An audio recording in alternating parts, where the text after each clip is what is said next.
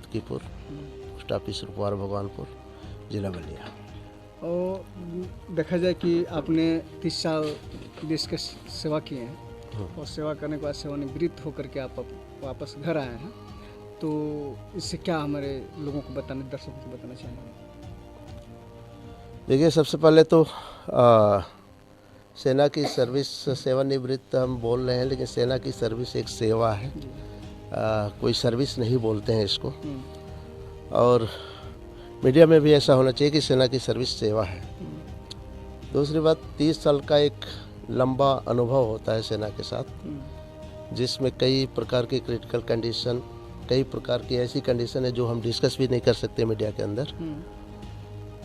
तो एक लंबी सेवा अवधि के बाद अपने घर पे आते हैं हम, तो आप समझिए कि जैसे मतलब एक अकेलापन इतनी लंबी अवधि में जो अकेलापन होता है, और वापस आते हैं तो मिलकर बहुत अच्छा लगता है घर में जी। तो वापस आए हैं, देखा जाए कि बहुत यहाँ के लोग बहुत ही जोरों शोरों में आपका सम्मान भी किए हैं। तो इतने दूर परिवार से दूर रहे हैं, तो उसका अनुभव आने के बाद क्या अनुभव आपको मिल रहा है? जुड़ाव होना चाहिए आपका। अगर आप ज़मीन से जुड़े हुए हैं, घर से जुड़े हुए हैं, तो ज़रूर। और लोगों का मतलब आज गांव में कहीं भी लोगों का सेना के प्रति जुड़ाव है, और वो जुड़ाव है जो सेना के लोगों को ये महत्व दिला रहा है। सेना का आदमी अकेला रहता है, लेकिन फिर भी आने के बाद लोग इतना चाहते हैं, इसका मतलब कि लोग सेना को चाह रहे हैं। देखा जाए कि अभी सरकार अग्निवीर वाला जो योजना निकाली है, जो सेना में जो निहित होती है, उसके अपेक्षा और पूर्व की अपेक्षा क्या आपको अंतर मिल रहा है? देखिए, इस पर मैं कमेंट नहीं करूँगा। कमेंट नहीं, जानकारी कमेंट नहीं करूँगा। जो सरकार की स्कीम है उनकी सोच एक अलग है, सेना के मैटर पर मैं कमेंट नहीं करूँगा। आने वाला जो है कि इसे नवयुवकों को क्या संदेश देना चाहेंगे? देखिए, हमारे अभी चलिए इंडिया में नया स्कीम शुरू हुई है अग्निवीर की। इस पर कमेंट मैं इसलिए नहीं करना चाहता कि जो बहुत बाहरी देश हैं, जैसे इजराइल वगैरह कंट्री ऐसी हैं जहाँ पर कि ये स्कीमें काफ़ी दिन पहले से चल रही हैं।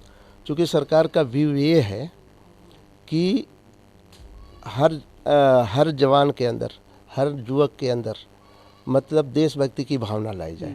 इजराइल वगैरह कंट्री में जब आप देखेंगे तो वहाँ पर एक सरकारी जॉब को करने के लिए आपको सेना में जाना निहायत ही ज़रूरी है।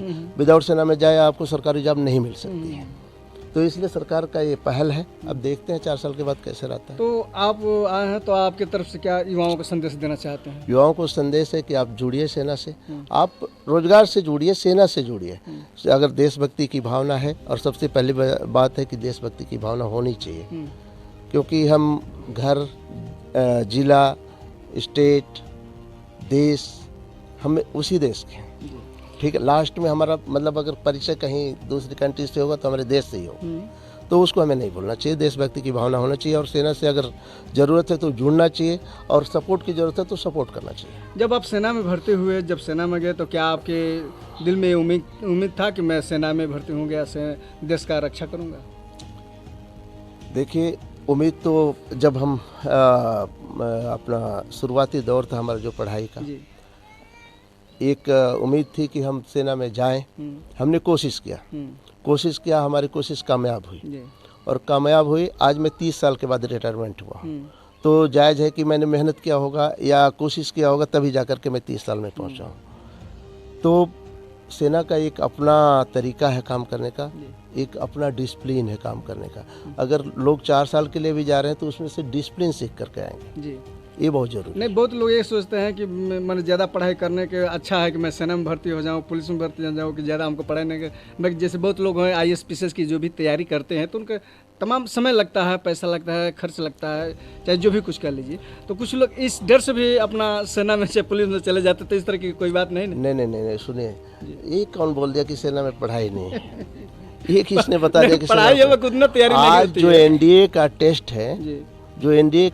है, इंडिया के टॉप मोस्ट कंपटीशन में से है। जैसे आप IAS PCS की परीक्षा तैयारी कर रहे हैं, सेम एनडीए का टेस्ट एक IAS PCS के बराबर है, और वहाँ पर स्क्रीनिंग पास करना लोगों को, प्रीवियस पास करना लोगों को उतना ही टफ है जितना SPCS को।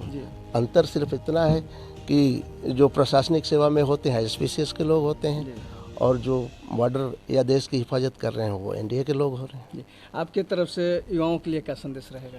युवाओं के लिए संदेश है कि आप ईमानदार बनिए, देश के प्रति सजग रहिए। अगर मौका मिलता है तो सेना ज्वाइन कीजिए, नहीं मौका मिलता है तो आप सेना के लोगों को सपोर्ट कीजिए। इस जानकारी के लिए बहुत बहुत धन्यवाद।